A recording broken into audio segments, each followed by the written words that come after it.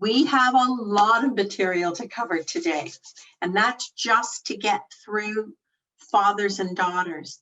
Next week will be the last in the series of narcissistic parenting, and it will be fathers and sons, and then a wrap up of important information in order to know what you need to do in order to reclaim your life from the side effects, frankly, the perhaps entirely unintended side effects of having a parent who had narcissistic traits. So, good morning, everybody. It's great to see everyone back. Welcome back. We're going to start right away, though, because we have a lot of material to cover. So just picking up from where we left off last week, and happy St. Paddy's Day to anybody who is Irish or aspires to be, even for 24 hours, all right? Okay, so a narcissistic personality, period, certainly to a larger degree, a narcissistic personality disorder, is characterized by a few common traits. They all have a degree of emotional immaturity, even to the point of infancy, as in no emotional intelligence, or so little that it doesn't count. Because narcissists haven't learned to accept and reciprocate affection in a healthy way, all right, there's always a cost. Nothing's free. They're keeping a tally sheet, and generally, they are on the receiving end. And this is because of their lack of empathy for others. They just don't get it. They don't get why the other person is equally important to them. And heaven forbid that the other person would be worthier or more entitled of whatever the good stuff is that's going. And they have instead learned to rely on other aspects of their personality in order to survive in our society, because it does require some degree of reciprocity, or the person will be easily identified as a user, frankly, all right? A taker rather than a giver.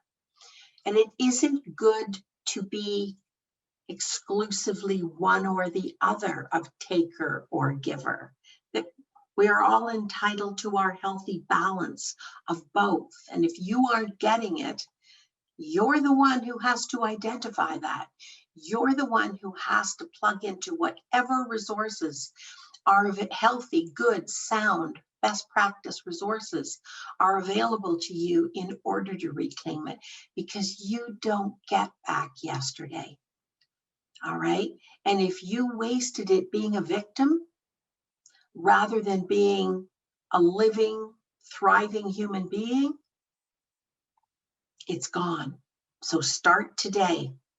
Whatever you identify in this material today, the degree to which it touches you, you make a commitment to yourself to start today to reclaim what you're entitled to in the way of happiness, health, and a future that doesn't put you on the losing end of things. Narcissists can also rely on physical strength, intellectual capabilities. They think they can outsmart you because they think they're smarter than you. Power, and they develop power. They orchestrate social exchanges, relationship exchanges, in order to always have the upper hand and power. And let's not forget charisma, all right? Just to make you think you're crazy or you're the problem. They can intermix the charm and the reasonableness and the kindness because the most powerful cues, all right, the most powerful cues are providing an intermittent provision of love, affection, and positive regard. And then the withdrawal. So you never know when it's coming. You're always guessing what you have to do to get that next hit of happiness and contact, which we all need. They do feel very powerful emotions, narcissists do, but these emotions are generally generated by fear and anger. They also have an inflated sense of worthiness and self-importance. Both ranges of their emotion result in someone else, though, worthiness, importance, all right, resulting in somebody else being required to validate their worth. And generally, that's at the expense of your worth. Their personal happiness, they can't be happy without it. And low betide anyone within their range of power or influence who doesn't give it to them. All right. Remember, this is just a recap. There are two main types of narcissism. These are not evil people. All right. These are not necessarily, certainly not fully intentional. They are on overdrive on all of these aspects. There's the grandiose, overt narcissist. You can see them coming. You can hear them coming. You can feel them coming. They occupy a great deal of space. In fact, they get most of the oxygen in the room. And then there's the vulnerable or covert narcissist. You can't see them coming so much. All right. They use a different set of tactics, and they do it naturally. They don't think there's anything wrong with it. They don't believe it contravenes any of your rights. Why? Because they're not aware of your rights, and they're not convinced that you have those rights at their expense. Even just to a share of those rights. So fathers who belong to the grandiose narcissism spectrum are likely to show the following behaviors: dominance, extreme self-confidence, insensitivity. You'll find yourself saying something like, I'm sure they didn't intend it or they didn't mean it, but the first thing they said to me was, I think you've gained weight. Or, I don't like that beard you're wearing. Like, it makes you look, some negative comment just to undercut you. Okay. Insensitivity. Did we mention that?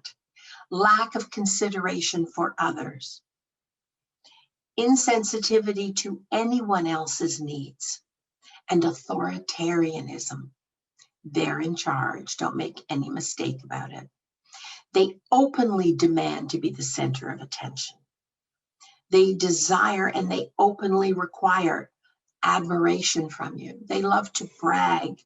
They love to name drop because they have reflected importance by all of these important people they know, and frequently arrange things so that they are in the spotlight. They love the spotlight. Because they love to be there, it's only because they have a frightening need to be noticed, and by being noticed, to be affirmed. All right, affirmed for whatever clever thing they say or do. Those who belong on the covert spectrum, however, are more inhibited in their displays of grandiosity. They too need to be admired and be told that they're special.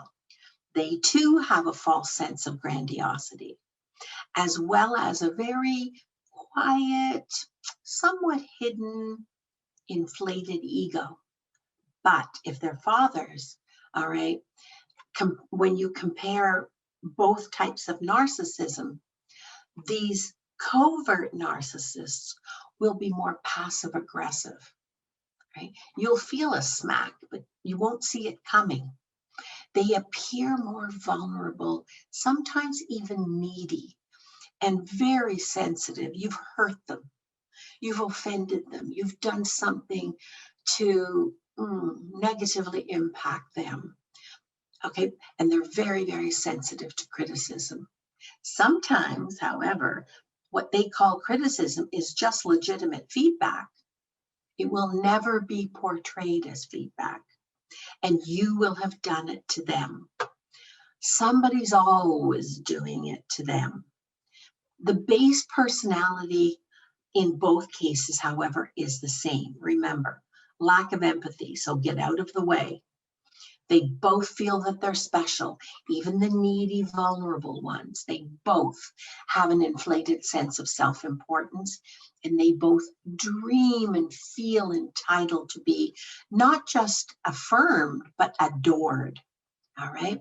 They aspire to having ultimate power and control over their environment, and that includes the people in it. Now, we make them sound like some kind of Machiavellian creature. They're not. They are fathers, their mothers, their significant others, their bosses, their children.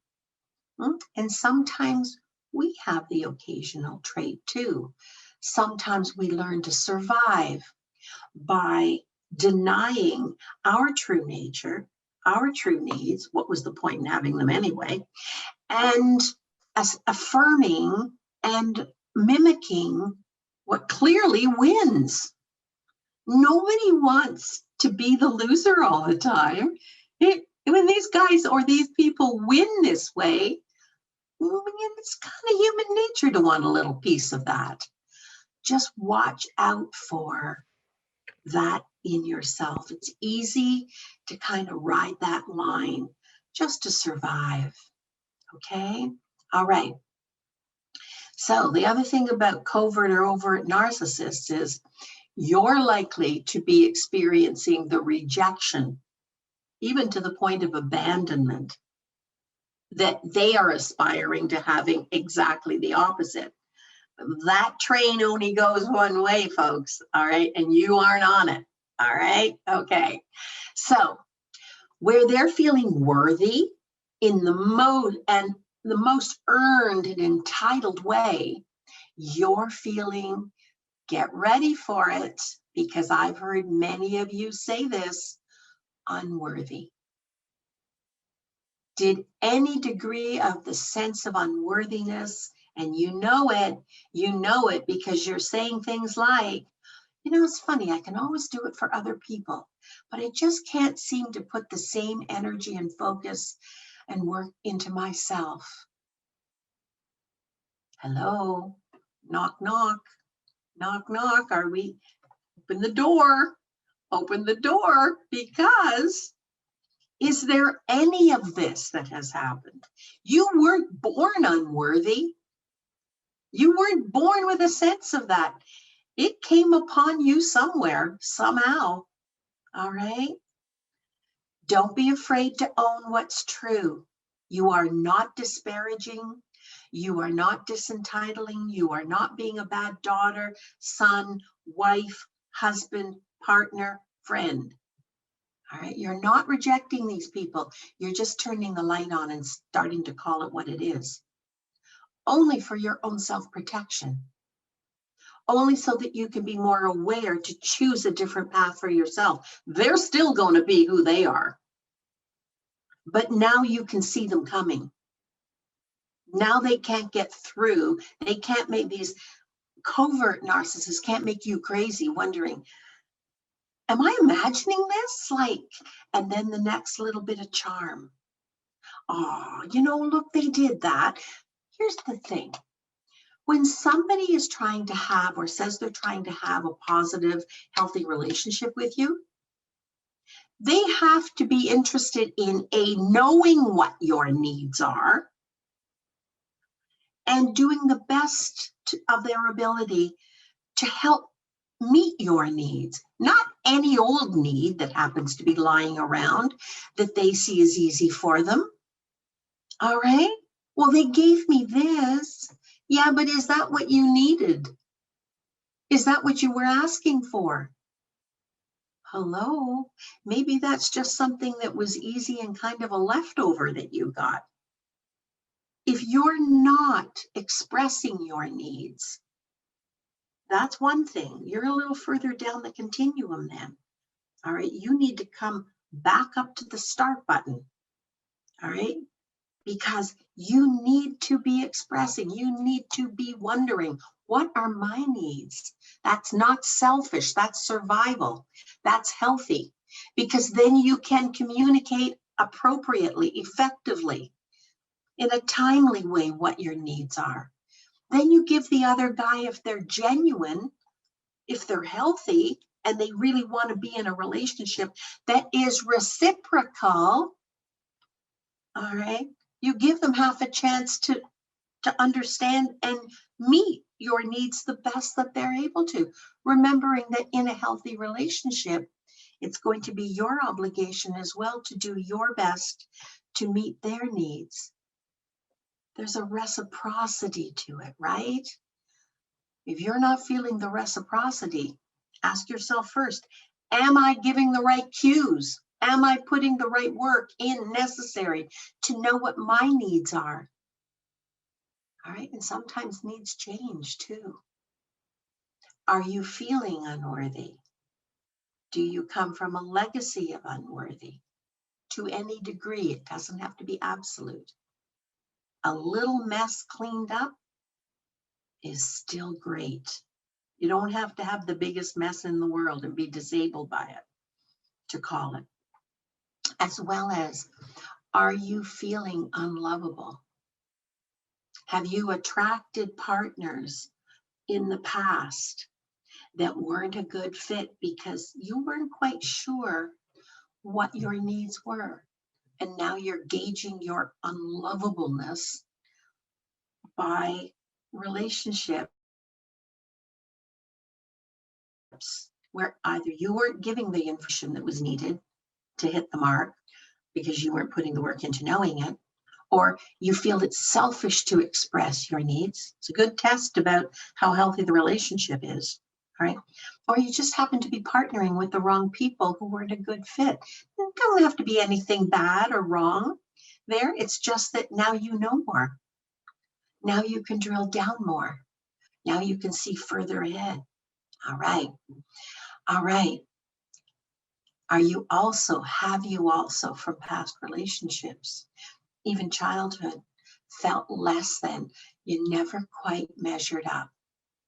If you can say that to any degree, I want you to go back to the beginning of the narcissistic podcasts, and I want you to listen to them all. They're founded on really, really good information. That is your best chance to kind of fine tune what hasn't been working so it doesn't have to continue. The other thing narcissists have is they have tunnel vision and they have a very distorted perception of reality. That's because there's only one person in the focus. All right. This was meant to be a group shot, folks. Oh, there's just that one person who's being talked about, who's being taken care of. Okay, a relationship is a group shot. Okay. And they resolve things around their false sense of superiority. They are coming out on top. That is their goal. They also have very, very fragile egos. It doesn't take much to set them off. Their emotional sense of self is not based on a healthy balance of equal give and take. All right, so if you are knowingly in a relationship with someone who has enough narcissistic traits that you're sitting here going, whoa, wait a minute, there's another box I tick, another box I don't. Sound a little bit like them. Okay, oh dear. There's another tick, all right? Just understand somehow you need to raise the game so that you give them a fair chance to recognize what they're doing and how it's not working, and also that you're calling it.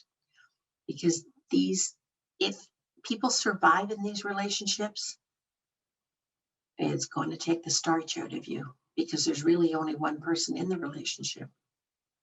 One person who counts anyway, right? So this is why all that is the background to all of those things we just said.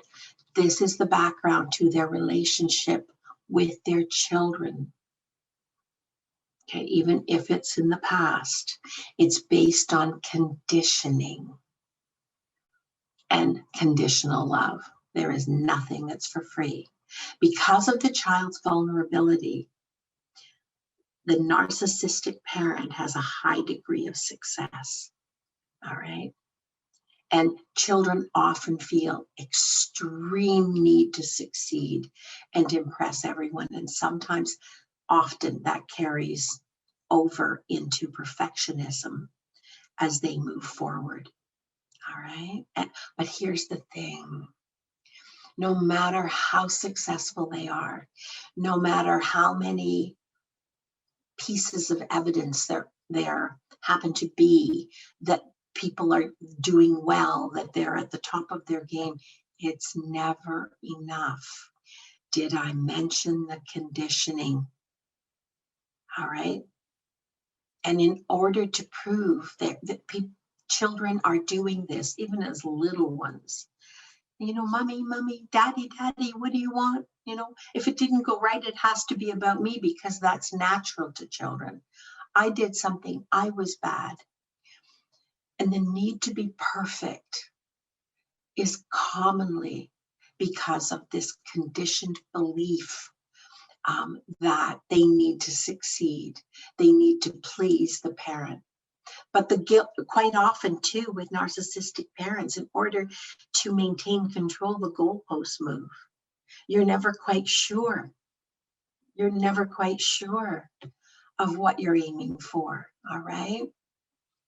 And as adults, sometimes we repeat this pattern, all right, in order to find a good relationship and be respected. This futile search for perfection, all right? It has to be, it's the only way to do it. This is the way it should be done. Anything less than that doesn't count. All right. An example of that was given to me by a client this week who is trying to clean up a property of clutter that belongs to another family member. And this person got to the fridge because that person, who isn't a narcissist, said, yeah, if you could clean up the fridge. It's a bit of a science experiment right now. And they went in to clean up the fridge, and it took 3 days, because clean up the fridge meant all the little crevices, all the little seams with a toothbrush, all right, to make it perfect. Because, and it sounds silly, but their internal self couldn't rest. The anxiety of, it's not the way it should be, it's not good enough, can also come from a certain degree of OCD, right?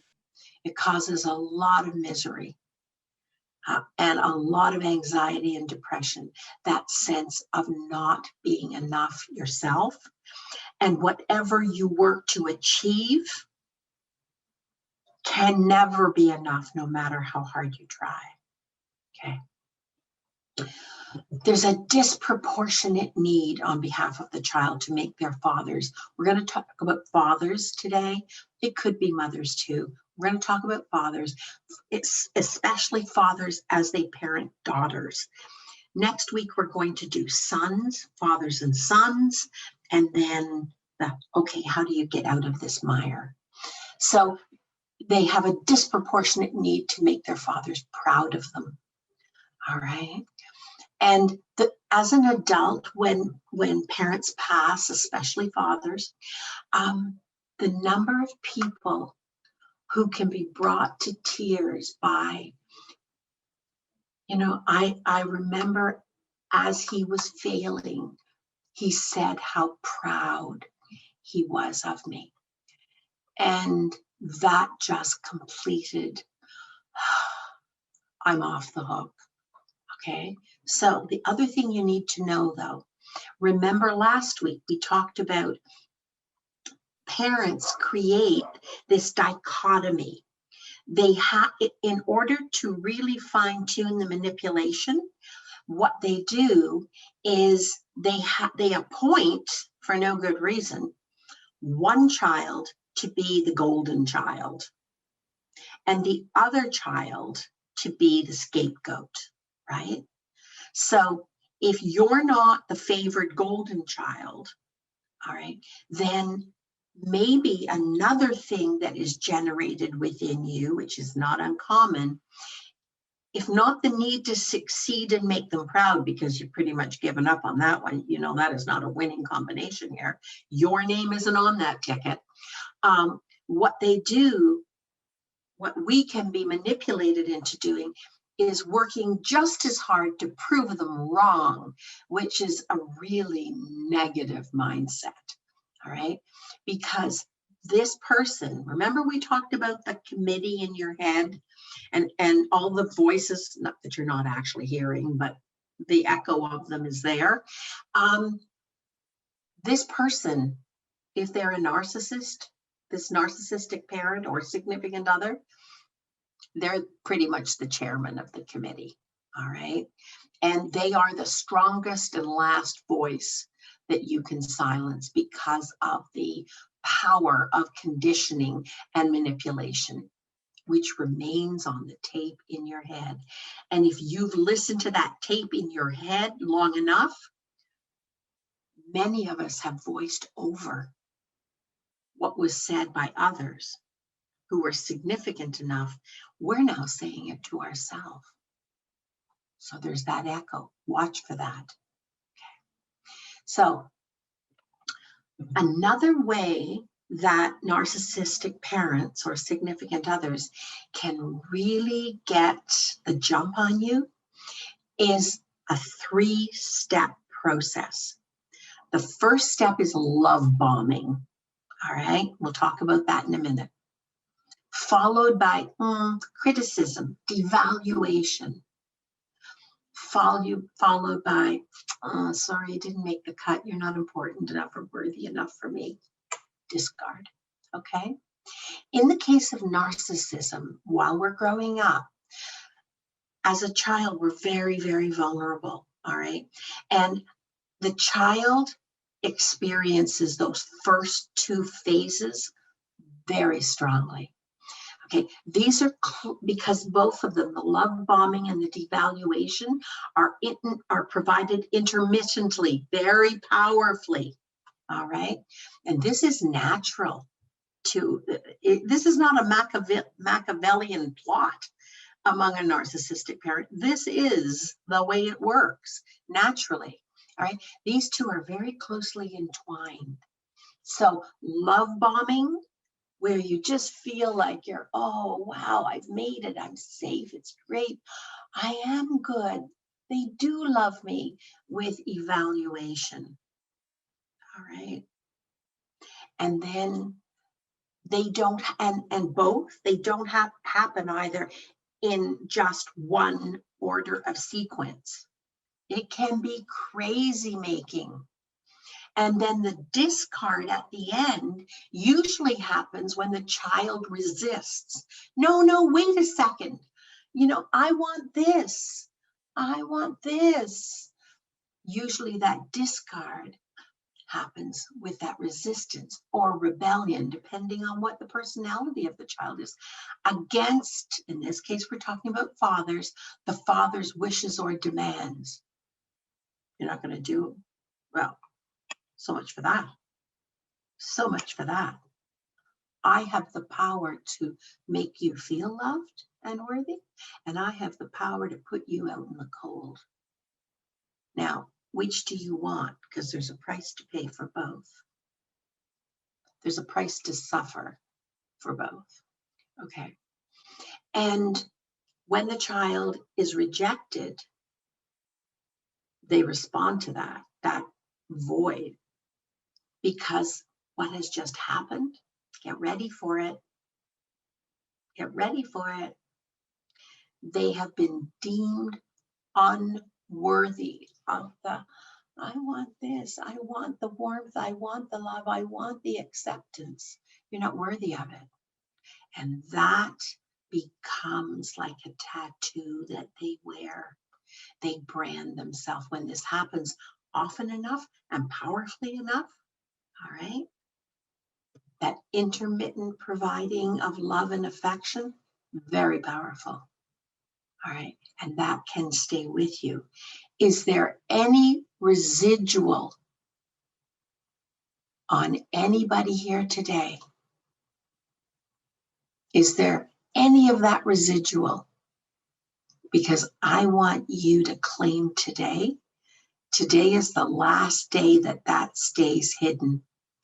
It never was true. Never was true. You were born worthy. And if you don't feel worthy right now, chances are somebody pretty influential took that away, denied you the way to learn to be worthy in your own heart and soul. That's not your destiny. I don't care how old you are. I'm 72 and I'm still dealing with things that I think, yeah, I got a little cleanup in aisle 11 there. Because you trip over it. It kind of sits there. It's not really getting in trouble, right? And I'm Irish as well. That's my other excuse, but it's okay because today's the 17th of March and I can pretty much get away with anything. So all I'm saying is, if there's any residual lying around and you trip over it, don't put it back under the rug. Okay, that bump is going to come back to trip you up sometime. Just face it down. What do you need to do to claim it? What do you need to clean up your own aisle 11? All right? Because today's the day it starts. Get the broom. All right. And remember too that naturally a narcissistic significant other has a really, really acute way of carefully observing. And it's so natural. All right? It's so natural to them. They don't have to be a Machiavellian type. All right? They don't even have to really deliberately intend to do it. But they have a very, very acute way of carefully observing and studying what the child's needs are. They know what a child needs to feel happy and fulfilled, particularly their child. They also know what that child dreams and hopes for. And the narcissist will use that to derive the desired behaviors that make the narcissist feel good. All right? All right. The message that they give the child quietly is, I have the power to make you feel worthy or unworthy, especially the power to feel loved and accepted. Because your primary attachment figure, all right, your primary attachment figure has a lot of power. Their response to you has a lot of power, and that is natural. All right, there's nothing gone wonky there. Your parents are supposed to be your primary, and sometimes it can be grandparents as well. All right, significant others. So some of the things we're going to talk about a little later on, we're going to go back and do more hoarding work around specifics. Then we're going to come back and we're going to talk about attachment. All right. And are there any ways that we need to improve or clean up aisle 11? Because the attachment wasn't quite what you need right now. So a narcissistic father preys on their child's weak spots and vulnerabilities, and he uses them against the child. Mothers can do this too. Significant others can do it. They do it. They prey on. Their devaluation involves giving the child the power to make decisions for themselves. That's part of individuating and separating, right? However, when this happens with a narcissistic significant other, this is unimportant. Your separation and individuation, your power to make decisions, those decisions are totally unimportant. All right. It was going to happen anyway. You were either going to separate and individuate naturally with resistance from your parents, or you were going to do it as a rebel. It was going to happen anyway. It's the inevitable. That process, which is so fundamental to being a secure adult, totally unimportant. And it can cause rages in a narcissist, or upping the game of manipulation. And as a result, it's the child who feels unappreciated, devalued, and powerless. Because just as you're getting ready to kind of spread your wings, you're on the edge of the nest thinking, woo, looks like a long way down, but I think I can do it. I think like the little engine, I think I can do it. You know, the narcissistic parent will say, go ahead, see what happens to you if you do something other than what I want you to do. What I tell you is the right thing. And that third stage, discard, it happens when the child fails to do what the narcissist wants. Just at the time you need the air under your wings for liftoff, you didn't give the narcissist, so money can be withdrawn. Things that you've counted on can be withdrawn. Criticism can be up the ante. All right. And then when that child fails or does less than they were aiming for, the child feels, because the narcissistic parent is not going to let you off the hook. All right. They are really going to cash in. Feels disgrace, like, oh, I failed. All right. And disappointment. Why? Who am I to deviate from my parents' plan? I should have listened. All right. You'll be ignored simply for having your own opinion. Yeah. Or saying no, or doing something that's in your best interest instead of the parents. Something like a cold shoulder. Passive aggressive is always a handy thing for these kind of people to have. Just kind of sitting there waiting. They have like a pantry full of passive aggressive, right? Criticism. You know, you go out, you get your beard trimmed. You get, well, as a girl, not likely, hopefully, or you get your hair done, or you buy a new dress, or you do something, or I don't know, you change your look, whatever it is. I don't know. Really makes your hips look big. You know, have you checked yourself out in a three-way mirror? You know the criticisms. You know the ones that make you go, oh, no. And you never feel quite right in that dress again, in those pants again, okay? It doesn't matter how many other people tell you, yeah, it looks good. You're thinking they're just being nice. They're just being nice. The most important person, no. Because why would your parent lie to you, right? Maybe because they have their own needs. All right. Okay. So this will make the child crave praise and affirmation. All right. That they've experienced during love bombing. I have to put you on hold just for, no, I don't. Hold on. Okay. We can erase that. I thought my dog was out at the front door and she shouldn't be out at the front door. Okay, so we're going to erase all of that. Okay, this will make the child crave praise, that intermittent provision of praise and reward and withdrawal. Powerful. All right. Okay, because everybody needs to be affirmed. And they get that during those periods of love bombing. Right? Feels so good. It's sort of like when the sun comes out, and it amplifies when it's withdrawn or it's at risk. It's at risk. Okay, if I do that, they're not gonna like that. I don't know. And then you back up, right? You're afraid of criticism. Like now it's not just the overt action. Now it's like even thinking about it causes anxiety because you know it's coming. Feelings of unworthiness, you feel it even more intensely. I can't make my mind up. You know, I go out to have dinner and I can't choose from a menu anymore. You know, it takes me an hour to get dressed because I can't decide. That's what that's all about, folks. Nobody cares what you wear. Who in your head is running the show?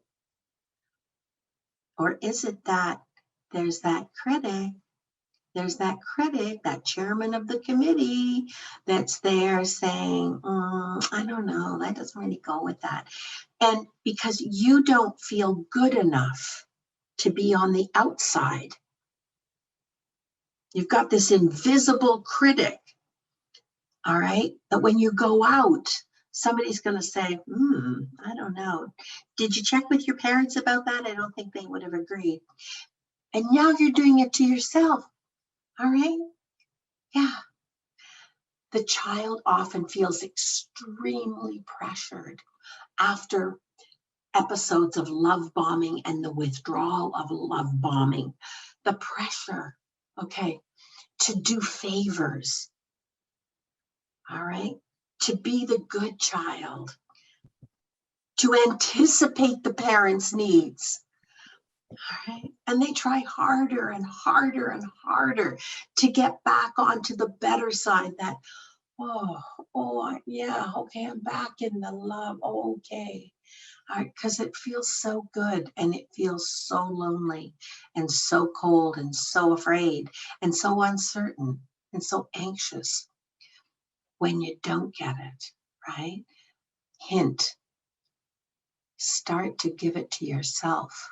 You are a secure source, and you are the only one who knows what you need. Don't wait for somebody else to tell you. Better to get it wrong, trying to meet your own needs, than to play it safe and never get them met. Somebody else's interpretation of what your needs are. Needs are nothing to be afraid of. You're not being selfish. It's not like you're taking the life support system off someone else, all right, just for the sheer fun of it, because you wanted to have something in your head. It's not frivolous, all right? It's not frivolous. Do it. And keep investigating, keep drilling down. Is that exactly what I'm looking for? Try a little harder. So now about daughters. Okay, so if you're the daughter of a narcissistic parent, you will respond to the conditioning almost for certain, unless you're just a born rebel. And you'll begin to think that you only deserve love and approval when you put others first, generalized to others. And we have a whole society behind us. You can't get 3 ads in a row that aren't going to tell you that's the message, even today, for women. Okay? Society is pretty much stacked. Yeah, like, oh, she put herself first. Nobody likes her, you know. She always was selfish. All right? There's always somebody, a naysayer. And so you get used to letting go of your own needs. There's no time. You're dead beat. There's always somebody who wants you to take care of them. There's no shortage of people, needy people, all right, who want you to take care of them. There's nothing left for you. There's nothing left for you at the end of the day. This can also happen to men of a certain temperament as well. It is more commonly ingrained in women, but it can be men as well, all right? And you only deserve love when you're, meet their needs, taking care of them, considering what they might need.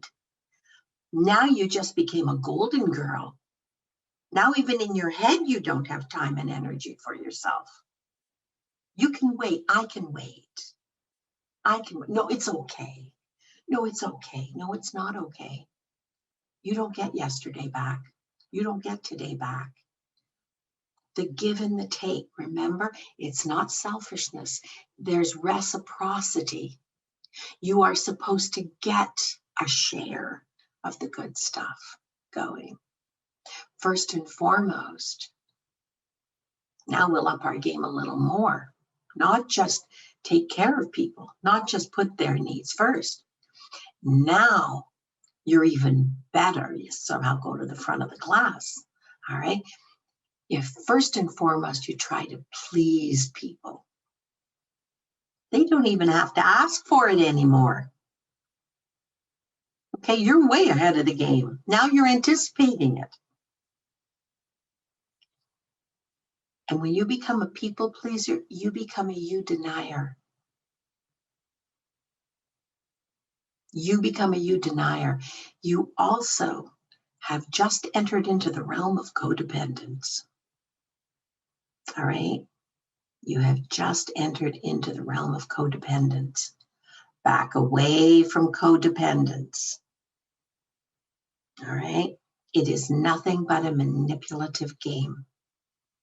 And you're doing it to yourself when you engage.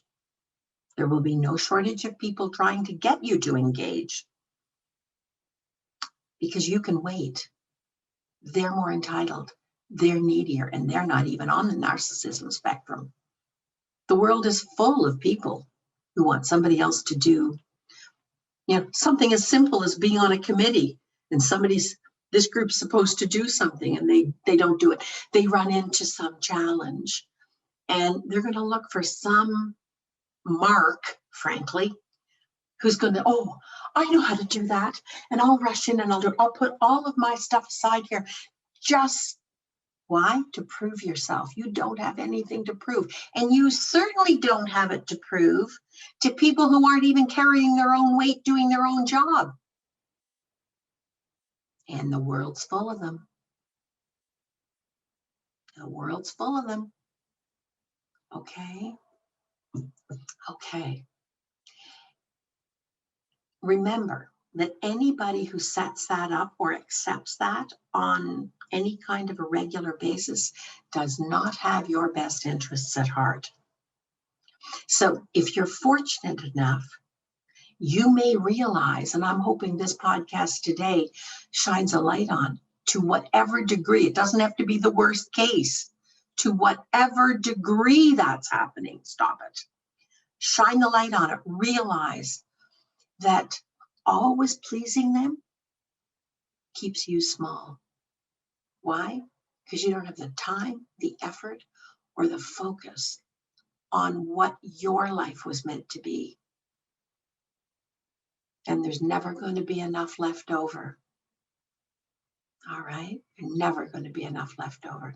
It's also going to make you anxious because you can never know in advance what somebody else needs, how to please them. Maybe you got it wrong. Maybe you did your best. It was my best. Shameful when they look and say, yeah, it's nice, but it wasn't quite what I intended. And I need this more. And a little confused. The only one who can stop the confusion is you. Okay? You're also, if you major in that focus, you're also going to get nothing that you deserve. There just isn't, they certainly don't have the focus to give it to you. Right? If the relationship is not reciprocal, and we're not talking, an example, okay, would be you make a dozen muffins. No, you give somebody something that you have that they really need and you don't really need it. It's lying around. All right. But it's worth a fair amount and it really solves the problem. Maybe that person doesn't have the means to be reciprocal in an equal value kind of way. All right. Maybe they've got a lot of other challenges and they don't have a lot of time either. Honestly and truly, they don't. But maybe they make you a dozen muffins, or they make you a pie, or they do something. All right. They shovel your walkway, or they take your garbage out, or they bring your garbage cans in for you. It's reciprocal in some way. Doesn't have to be equal all the time. This is not a check and balance list. All right. Remember too, how do narcissistic fathers establish control? They do it, or mothers, they do it by training you to second guess yourself. Second guessing and mistrusting one's own judgment are part of being the child of a narcissist. And that's plain and simple manipulation and conditioning. All right, we're going to run over because I'm going to go ahead and finish this section. All right. They also control by creating, making you crazy. Is it me? How could I think so badly about somebody who just did something so nice? They create in the mix of this conditioning and manipulation. They create positive memories. Why? Because this is like candy. This is sweet like candy. And it allows them to gain even more control over your behavior. Now you're not just second guessing yourself. Now you can't believe that you would think that because they've just done something nice. And now you're like, wah, wah, wah, wah, wah, wah, wah, wah. All right? And you go in circles. And you just think, and you never know what's next. Sooner or later, you'll fail. You'll fail to please. It's inevitable. Did I mention that narcissists also are renowned for moving the goalposts? Yeah, okay. Okay, that's good, but maybe just a little to the left. Maybe just a little. All right, what is the name of the game?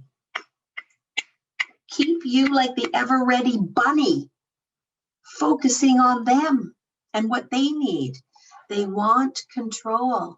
Why? Because that makes them feel really special and important. Certainly more special than anybody else. The first thing that comes to a child's mind when they're criticized is that they're in the wrong. That's children. And there's something wrong with them. How many people here fundamentally believe that there's just a little piece of you that isn't quite right? Anybody? Where do you think it came from? You weren't born with that. Came from something, conditioning. Doesn't have to be your parent. Could be any significant other that you really looked up to on enough of an intermittent schedule. Okay. Fathers gain extra control and can hurt their children even more when they compare them to other children. Oftentimes, it isn't the comparison that hurts the child the most, but the combination of praising another child while withdrawing praise and affection from you as their child. That's like a double whammy. Okay. The child the parent sets up imaginary competitions between children in the same family. Do you have siblings that you've got unfinished business with? You've always sort of been in competition, but it was invisible. It was invisible. You couldn't really put your finger on it. Okay, I tracked that one back. Somebody set that competition up, and it wasn't for either of your good. All right? There's no way to win. Know that. This game was never designed for you to win or the losing child. Maybe you're the golden child. That's a setup too. All right, because it is a mighty fall off that pedestal.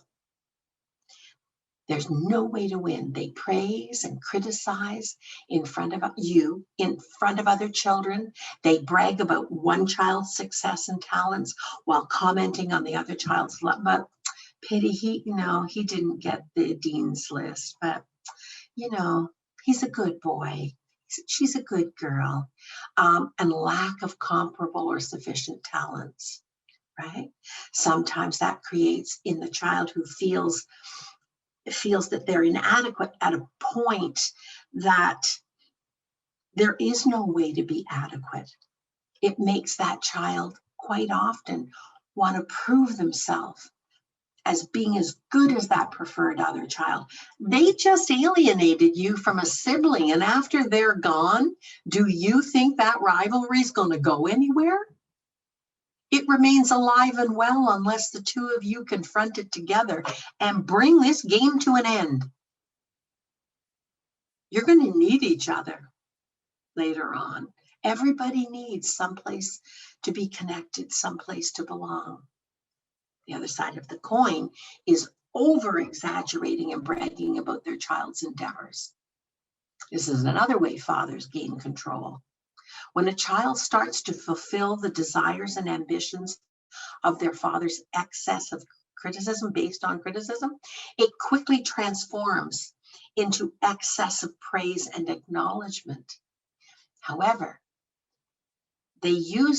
parents use this not only to get admiration, but to control the child and to create memories that the child can hold on to anytime they start doubting their father's intentions, decisions, or wishes and judgments. These moments that they hold on to, yeah, but that one time, create powerful positive memories of a time when the child felt important. The only thing is, it's sort of like being on a teeter-totter. You know, the teeter-totter goes up, but the teeter-totter always comes down. That's just inherent in this manipulation. All right. However, this is how the father gains the child's trust and ensures a solid narcissistic supply for himself or herself. It can be a mother, can be a significant other. These are the memories that keep a child hooked, and it's always at their expense. They keep you going back to this false sense of safety and security when you feel unsure of yourself. Yeah, but when I did that, when I met that mark that was set out for me by somebody else, then I mattered. Okay, what does that mean? If you're asking yourself, saying that to yourself at this point in time, what that naturally means is at this point, you don't feel like you matter, or you wouldn't be reaching up for it. You wouldn't be remembering it. You wouldn't be bringing it back into your memory banks. All right. So by seeking and listening to their voice, perhaps on the committee, you judge yourself against it. Some people are so conditioned that when they have a decision to make or they're in the middle, it's sort of bringing it in for a landing. They go, what would my father have said? What would my mother have said? And there's nothing wrong with that inherently. Maybe your dad and mom gave good advice. It's just sort of a checkpoint, but it isn't the deciding factor. If it's the deciding factor, because you're going like this, there's a little work to do. All right, better to make your own mistake than to never have a life, the life you were meant to have. You have talents, you have abilities, but you're not using them and you're not getting to them when you're talking off of someone else's script. Get your voice. Find your voice. Be kind with it. Be kind to yourself, first and foremost. They also control, these narcissistic parents can control their children by being the ultimate provider. So when a problem erupts and a child tries to go off on their own to build an independent life, all right, to move and become an adult, sometimes it's money that's withdrawn, material wealth, support, just even acceptance. It can also be scrutiny or anything else that the parent provides that was reassuring to the child, that cold shoulder, that, okay, you're on your own, sink or swim. All right. A narcissistic father, parent, significant other feels threatened by these attempts and may try to sabotage them. Why? To ensure that the child stays with them, even when the child lives the other side of the country. I call my mother every day. Why? You know, I call my father every day. Well, unless he's in the last years of his life. Why? All right. Because that attachment is so profound. It ensures by the withdrawal of approval, the means to succeed. All right. Child stays with them and invalidates their own importance, their own independence. Sometimes they lure, the really miserable ones lure their child back by letting them fail. All right, almost set up to fail. The narcissist has taught their child that failure is equivalent to the end of the world. It's like the word, you failed, you got 70 on that exam. All right, you definition fail is very individual to the narcissistic parent. All right. And it feels like you've just, I don't know, done something that is beyond negative belief.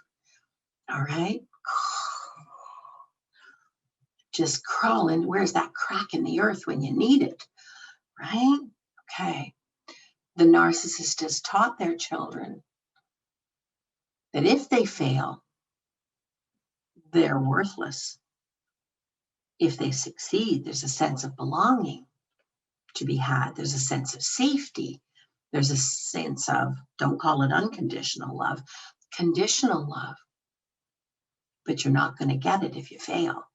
Why? Because you reflect badly on yourself, me, and the family. Right? Narcissistic father-daughter relationships can become malignant depending on how far down that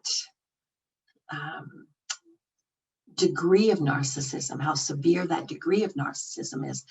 And some fathers have a predatory approach where they use the child's weakness and vulnerability against them.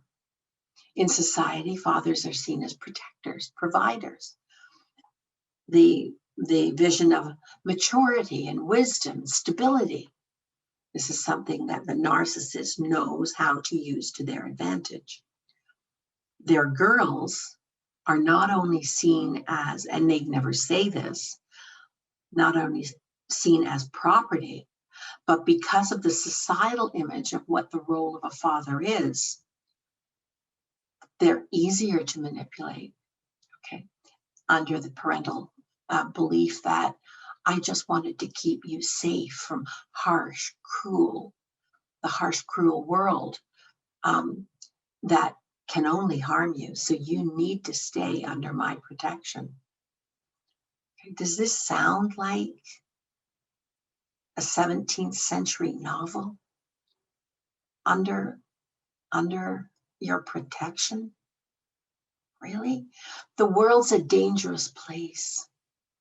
You know, and you're a girl, and it's not to say that women don't face more vulnerability, but the only way you're safe is if you're safe here and you know how to make yourself safe and keep yourself safe and trust your instincts, trust your readings on things, trust yourself. All right. Then you stand a much better chance when daddy's not there to tell you how you should have done it. You can see it coming. You can avoid it. But none of us can avoid everything. All right? There is real risk in the world. And being daddy's girl, under his protection, under his guidance, under his influence and authority and opinion isn't going to keep you any safer. It's going to make him feel a whole lot better. Or whatever significant other, if it's not a father. All right? Okay. The narcissist is a master of self-promotion, and frequently anyone who's not a family member, I've had clients tell me this is crazy making.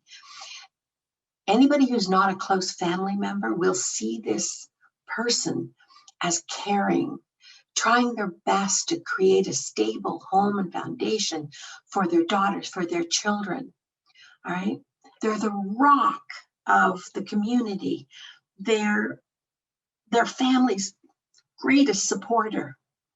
As a result, children, often daughters, are overprotected and they are not ready for the real world. They've been kept not ready. They don't have street smarts. They can't see it coming. They've never had to see it coming. They've never had to pick themselves back up. And they grow to be fearful and anxious about asserting themselves. Better to make your own mistake than never to have lived because you followed somebody else's voice. Frequently, these same people, often women, because of conditioning, feel unworthy of love, unworthy of success, unworthy of happiness. Not maybe because they don't deserve it. Of course, they're like everybody else. It's their job to give it away first. It's their job to take care of the other. All right? And there's never enough time or energy left over. Such fathers don't actually want their daughters to grow up or to become independent. Why? Because daughters can be a wonderful, forever source of narcissistic supply. And there's nothing wrong with adoring your father. There's nothing wrong with loving and validating your father. It's a question of, it's a gift. Love is something you give. It isn't something you trade off for that sense we're all entitled to, that sense of safety, that sense of love, that sense of mattering, that sense of worthiness. Nobody can compel you. And here's the other trick. It's reciprocal. It doesn't come with a cost. It comes out of generosity, generous love. Don't give anything that you cannot give with a kind, loving, generous heart, not expecting anything else back. That's love. But here's the other thing to keep in mind and track. How many times are you giving it and it isn't coming back? Is it reciprocal? Are you conditioning the other person because you're overly conditioned?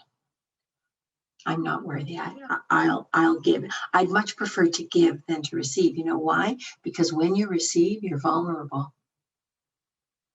And if you have a heightened sense of vulnerability, you never show the owies. You become a master giver. Why? Because you're noble. Because it's so much safer to give. You're in control. Watch that.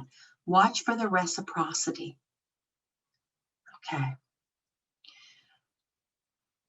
Narcissistic fathers will also do anything to keep their daughters small and make them believe that they can't take care of themselves. You don't have to. Okay. Naturally, every attempt to be your own person will be discouraged and maybe sabotaged. You may even be conditioned to sabotage it for yourself.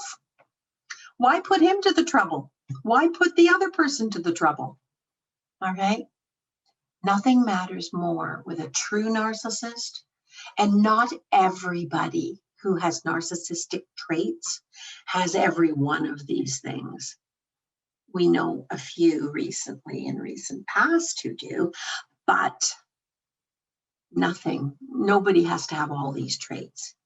Even a few of them mean that you're not on a path to have a healthy relationship. If you're only working for a healthy relationship, that's better than what's happening now. They don't have to be the worst narcissist, all right? Okay. The other thing that narcissistic parents, fathers, are very prone to it, if they're narcissistic, is they want their daughters to fit the ideal image of daughters. All right? Sweet, kind, all the time kind, never cranky, humble, nicely dressed, don't rebel against anybody's wishes or expectations. What are you thinking? All right. If your parent, father, wanted you to be feminine, a nicely behaved lady, that is a stereotype. Okay. That is a Barbie doll. All right. I don't know about you, but our daughter was never allowed to have Barbie dolls. We're Irish. Did I mention we're Irish? She was never going to have 6-foot legs. She was never going to inherit that shape, and I wasn't going to set her up to believe it. All right. She was never going to have long blonde hair. She was going to be our girl, right? Just exactly who she was. And I can remember, I'm just going to go off script a bit here, but I remember when I was staying at home and she was not in school. Our son was a little older. He was in school. One of my favorite, we'd watch television together while I ironed or I did something. As when I was a stay-at-home mom. And I can remember she had these long, beautiful, dark pigtails. She got the dark, beautiful hair from my husband. And it was parted in the back. And I can still remember the part in the back of her head did a shift this way. And I'm ironing and I'm not, one of the things I used to do was talk back to commercials. All right, it was my way to be a liberated woman while I was doing the ironing. And anyway, I saw this shift in my daughter's head and I thought, that's odd. And then I heard her say, Mommy, I don't understand. And I'm ironing. And I said, what is it you don't understand, Jennifer? And she's, I don't understand why it's her fault he didn't wash his neck. And I looked up and it was an ad for Ring Around the Collar. And there was this man explaining to this woman why her husband's shirts had a ring around the collar that she had not managed to expunge by effective washing. And at that moment, I knew my girl was going to be okay. I thought, however else I screw up as a parent, she's going to be okay. She's going to be okay. And so it's those moments, right, where you let the child be. Now, there were plenty of times that cheek didn't pay off as well. We weren't as embracing of it. But you know what? That's who she was. Forthright and a plain talker. She's now a lawyer. But when she asked me, Mommy, what do you think I should be when I grow up? I thought, don't try to guide her, but she is looking for advice. And I said, I don't know, Jennifer, but I think it should be something that deals with some of your talents. She said, like what? And I said, well, like arguing. She was 3 at the time. And she went on to make that her own dream, arguing as a lawyer. Okay, so back to narcissistic daughters and finishing this, narcissistic fathers and daughters. Anything that represents an expression of individuality, whether it's your physical looks, your personal beliefs, your opinions, interests, ambitions, emotions, even your emotions. Don't feel that way. No, don't feel that way. No, don't think that. Or goals is seen as unwanted and unacceptable. Sometimes it's even couched as disrespectful to somebody. Choices are not encouraged. All right. There's one way, there's the right way. Any form of normal, healthy desire to express yourself causes a narcissistic parent, in particular, or a significant other, to, if they're covert, to dominate. If they're covert, they get passive aggressive. Sorry, if they're overt, they get dominant and more controlling, sometimes punishing as well. This can even extend to who you date.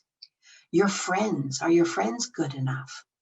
Now, we're not talking about friends who are seriously getting into trouble and they don't want you affiliated with the trouble. We're talking about they're not good enough. Okay.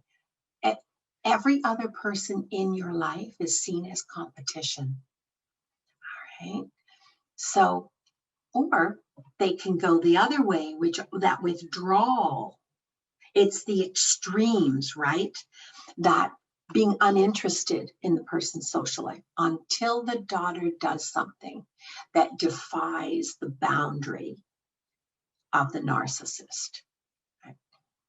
So additionally, narcissistic fathers can raise their daughters to distrust men in general.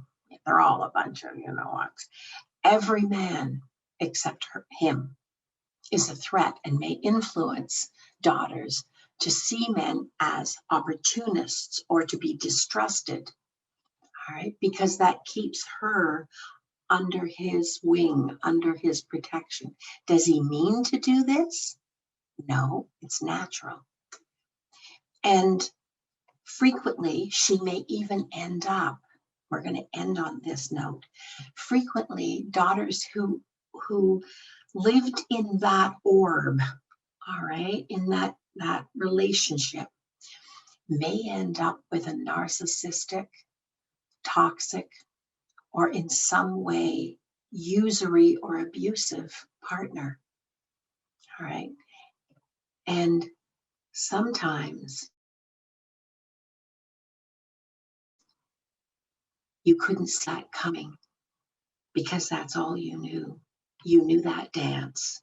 So if that is your reality or has been your reality, don't blame yourself.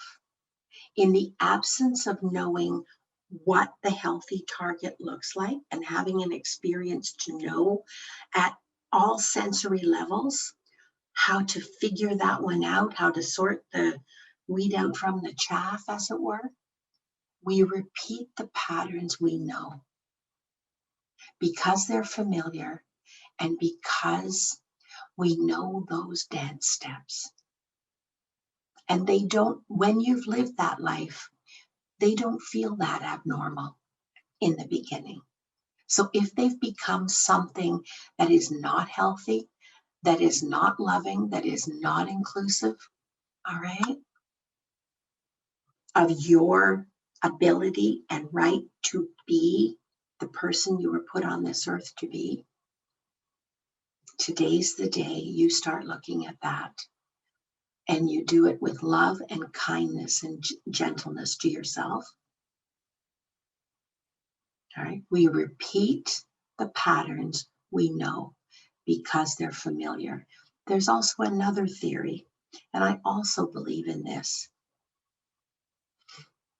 We repeat patterns in an attempt to get it right the next time. We don't even realize we're doing it. This is your time. If this is part of your existence right now, this is the moment. This is your time. It starts today. Start in small, doable, meaningful ways for you. Okay, and I'm going to leave you with that thought. I would love to have feedback.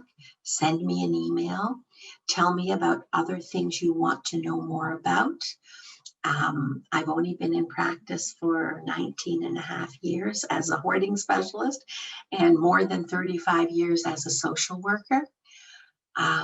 So I have a lot of experience, and I will bring in other expert sources as well and include them so we get the best package of information, because I know that mental health support is threatening and sometimes intimidating to reach out for. And I know also that many people don't have the luxury of the coverage if there's a cost associated, which is why I want to give my group that comes to me on Wednesday mornings, the best information that I know and that I can find so that nobody gets left behind. Okay? Take care. Have a great one.